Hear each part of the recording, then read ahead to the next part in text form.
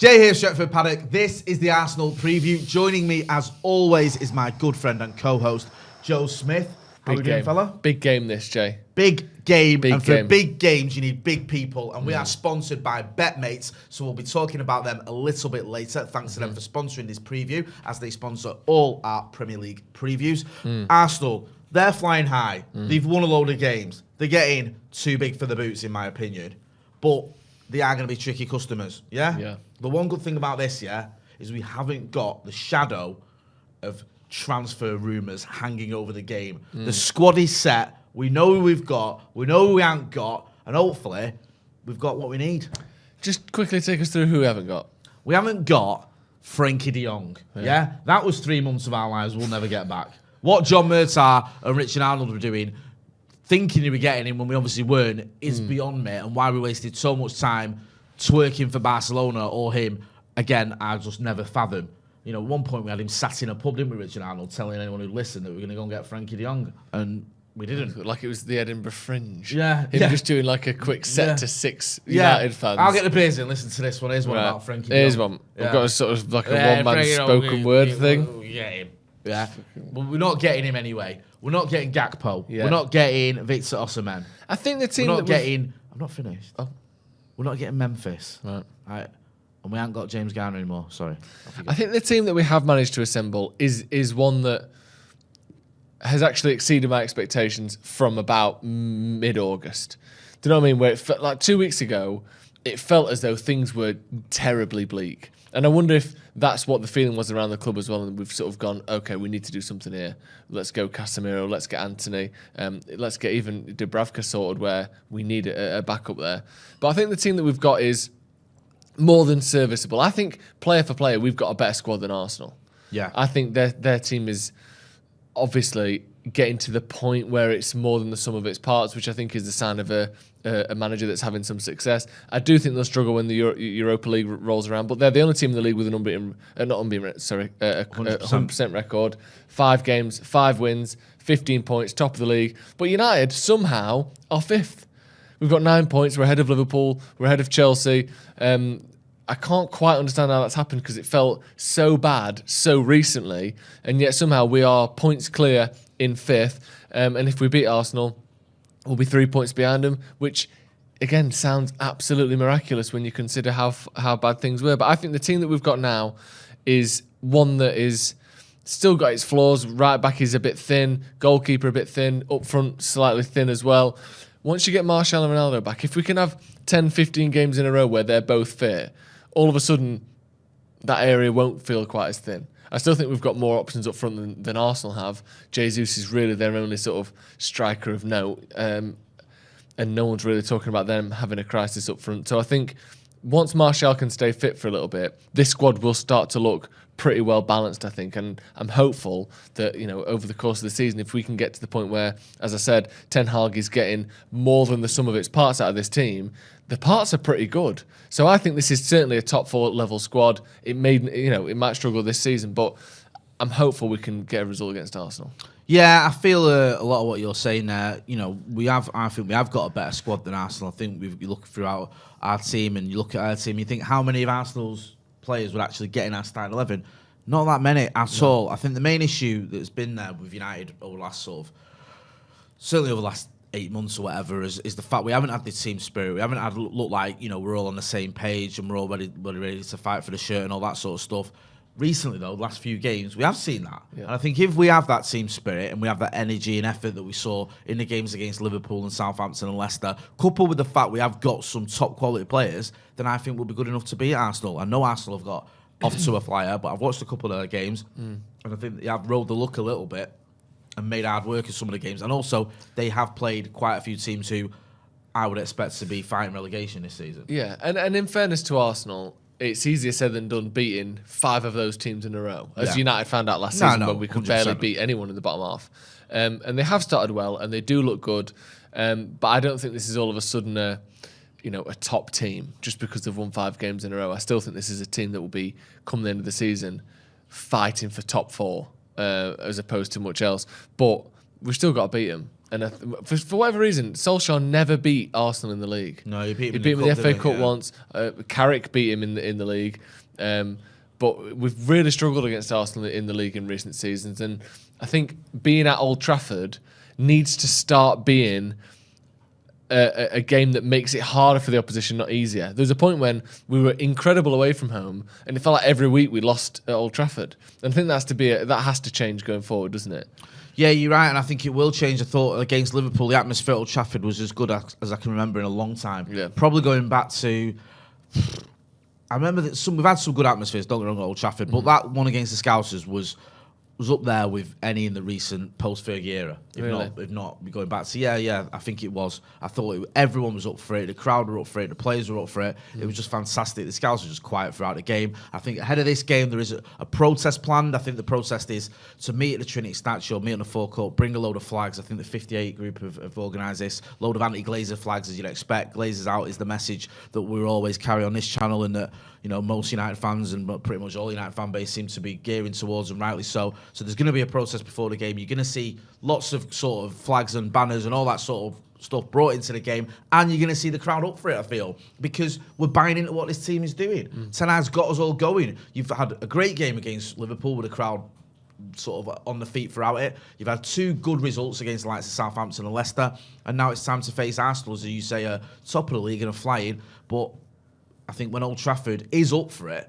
I think it's still the best stadium in the country in terms of the fans and the atmosphere. It's just, if we're being brutally honest, we haven't been up for it that often over the last few years. Yeah, I think that's the big thing in it. Getting back to a point where Old Trafford is a horrible place to come for the opposition. Because I think you've got the TRA where I stand, and they do their bit. It's just like you stand throughout the game, you chant throughout the game. But there's been times you can kind of understand it because it's cause and effect, isn't it, where it's difficult to be too happy when you're getting battered 5-0 off Liverpool, whatever.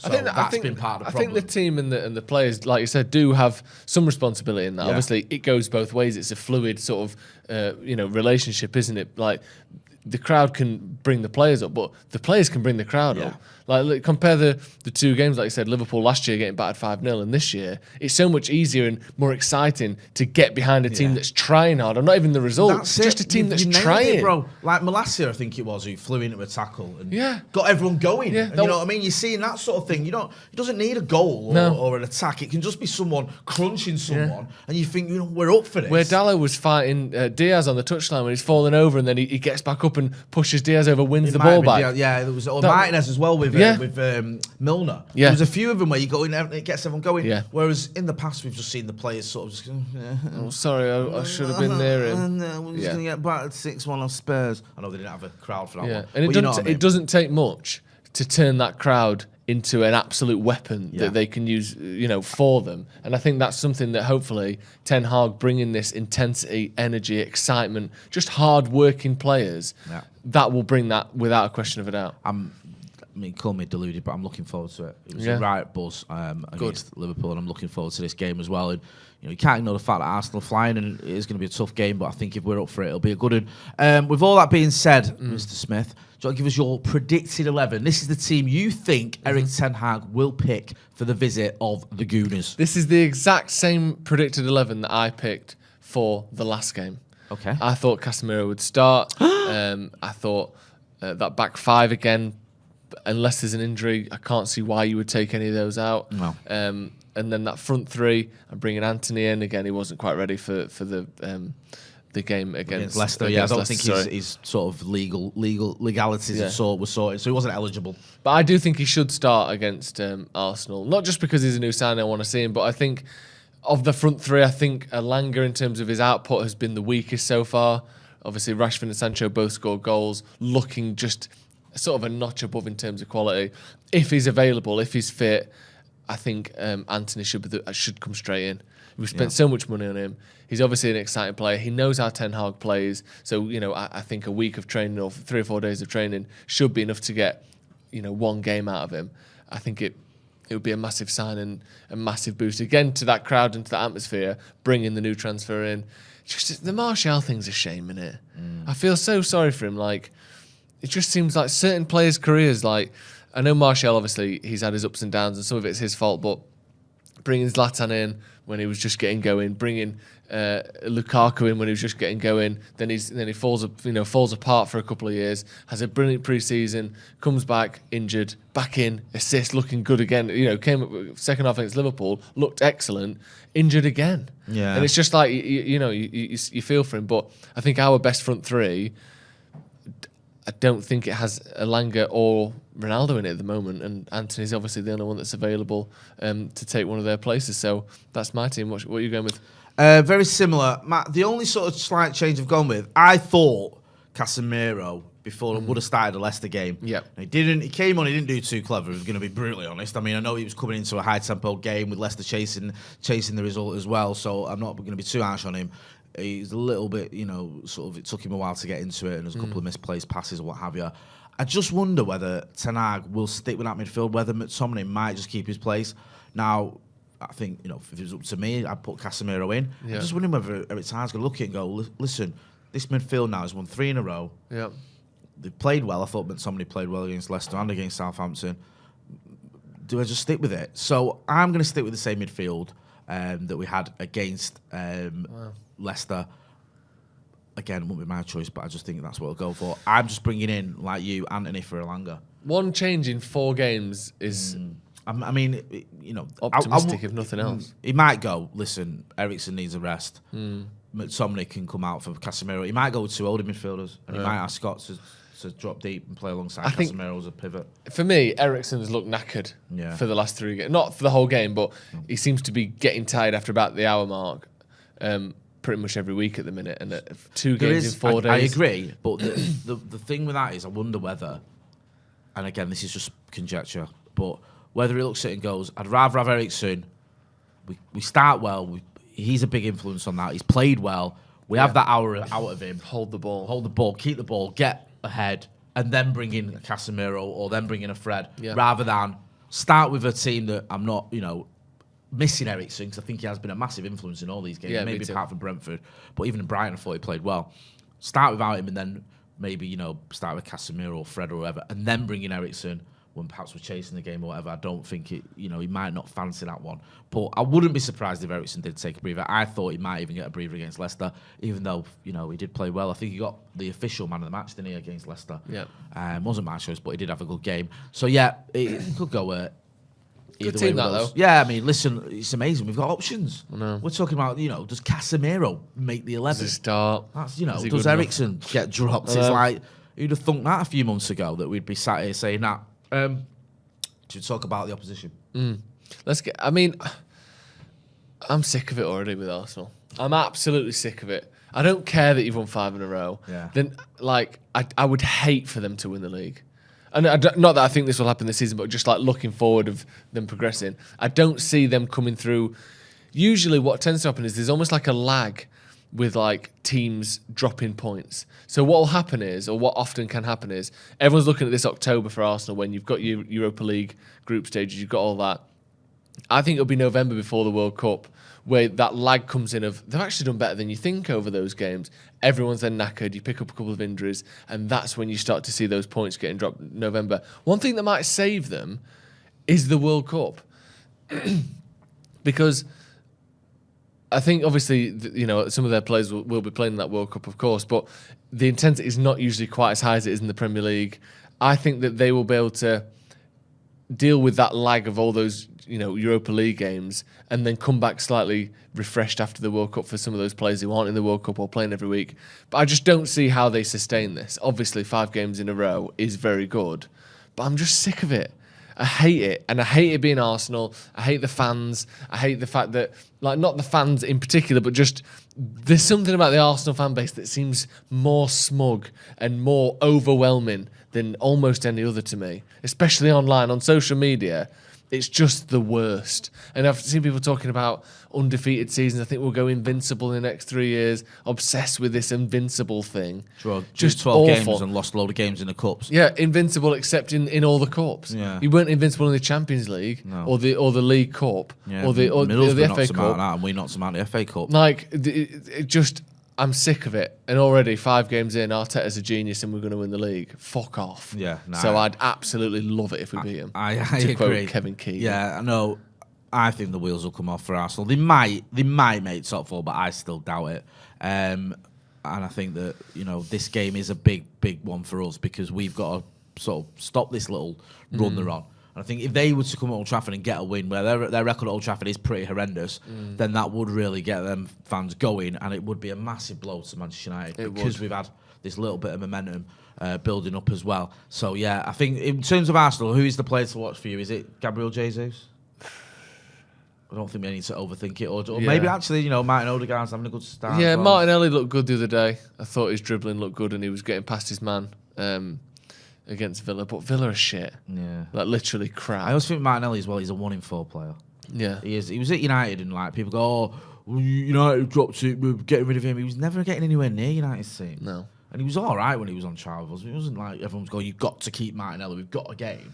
Yeah, I think he does all right for Arsenal, but he's very inconsistent. I think Jesus is the one, and he's the focal point. He's an obvious upgrade on who they've had playing there in recent years. But again, I still just think you look through their team. There's so many players there that aren't that good. They're just sometimes that can work. To be fair, it can. I understand, but. You can have teams where you've had like Leicester, for example, the obvious one where you go, all right, they've got Vardy, they've got Mahrez, they've got Kante, but they've got a load of players that are not that great, but they work well together. Yeah. So you can have that. But I understand what you're saying. What always the sort of difficulty with Arsenal is it's difficult to give them any credit because the fans are just so annoying. I know. So you just, you can, even with like City, Jans will go, City are playing different football at times, and this player's amazing, De Bruyne or whatever, or Haaland just wants to score. Whenever you want to pay Arsenal a compliment, the Arsenal fans just take it to another level and say stupidness like, I can see us, like you say, going invincible again, or I can see, Gabriel Jesus scoring more goals than Haaland or whatever. And you're like, well, that's not going to happen. What are you doing? Do you know what I mean? It's just a bit of nonsense. So I agree with that one. Yeah. This preview is sponsored by BetMate, as is all of our Premier League previews this season. For anyone who doesn't know, BetMate is a fantasy football app, but you're not playing against the bookie, you're playing against each other, against the community. So if my team's better than yours, Jay, I'm getting cash, and you're not. Okay. Because you're an idiot, right? So every single week, we pick our BetMate teams, we enter the pot, we encourage you to join us in doing so. And if you can beat Jay, and you can beat me, and you can beat everyone else, you're probably going to do all right for yourself, aren't you? Yeah. You've done all right on this, haven't you? I've done all right. I'm actually up. I've won some money, which for me is, is unheard of. It's a £5 entry, and you can win a share of £1,000. You click in the link in the description, and using the referral code Paddock5, you get a £5 free bet once you have entered any paid pot. Now, we've been doing our BetMate teams. We'll start with you. Talk us through your BetMate team. I've absolutely smashed it this week. Yep. Yeah, David De Gea. I mean, it's great because you can have 6 United players and 1 Arsenal player, which I think is actually right. I like the 7-aside thing. Yeah, so you've got David De Gea, Diogo Dalot, Varane, Fernandes, and Eriksen. Stupidly, I've picked Eriksen even though I didn't predict he'd start. But that's because that predicted 11 is more what I want to see, not what I think will happen. You're doing a little We've bit seen of Ten Hag, if it ain't broke, don't fix it. Yeah. And I think Eriksen is a good goal-scoring option in midfield. He can pop up with a goal. And I've gone Sancho, who seems to be hitting some good form in front of goal. Yeah, he scored 2 in his last 3. Yeah, and Jesus, who's obviously been banging him in for them. But I've gone Fernandes as captain just because I think he just seems the most sort of virile of any United player. He can pop up with an assist or a goal at any time against anyone, so he's always captain for me. The good thing about BetMate as well, their stats are powered by Opta Stats as well. Yeah. So you're getting all the stats that you need there. They like to give you points as well, not just for goals and assists, but also for interceptions and tackles. You get points for them. Obviously, the big scoring points are when you get someone who gets on the score sheet, but if you've got someone who's sticking a foot in, then you'll get points for that as well. If your goalie scores, you get 20 points. So who's the greatest goal-scoring goalie of all time? What was that? Remember that goalie used to take free kicks and penalties? South American. He's got like 40 goals in his career. Yeah, he'd be incredible on BetMate. He just played like a sweep on it. Yeah. I remember Paul Robinson scored a goal against Swindon. 20 points, bang. Schmeichel against Volgograd or whatever it was. So for your team? Yes, my team. I've gone with, very similar, I've gone with De Gea, Dalot, Malacia. Fernandes is my captain, Eriksen as vice-captain. I've gone with Marcus up front. I'd put Jesus in there. As you can see from the stats that we saw earlier, powered by Opta, he's having a productive season. He's like the golden boy of the fantasy football generation, isn't he? Everyone's got him every week. The thing with, I've gone with, I think Dalot is crucial, isn't he? Because he seems much more likely to get a goal or assist than Malacia. Malacia is not really, I I can't even think of him crossing it, really. He has tried a few crosses, I think, but they haven't been great. No. But he does that thing. He tucks in, doesn't he? Yeah. He goes through them. You saw him go on that run against Leicester where he found someone in their box. And at one point, I think McCullough thought it was a penalty because he's like got confused and saw Malacia kicking someone in the box and thought, oh, he's giving away a penalty. Oh, no, it's their box. Yeah. So, yeah, he's not sort of got on that end of the score sheet, shall we say, just yet. But he could do. He's an attacking type of player. Yeah. So, yeah, I mean, it all makes sense there. Neither of us have actually, put many Arsenal players in our 7 because why would we? If you win, by the way, tag us on Twitter. Tag us. Because someone the other day, on their first game, won £199, which is absolutely unbelievable. So make sure you check out BetMate. Use the code Paddock5 for £5 free entry to win a share of £1,000 if you enter any paid pot. You can't beat that. You Paddock can. 5. Big thanks to BetMate for sponsoring these previews. Shall we move on to score predictions?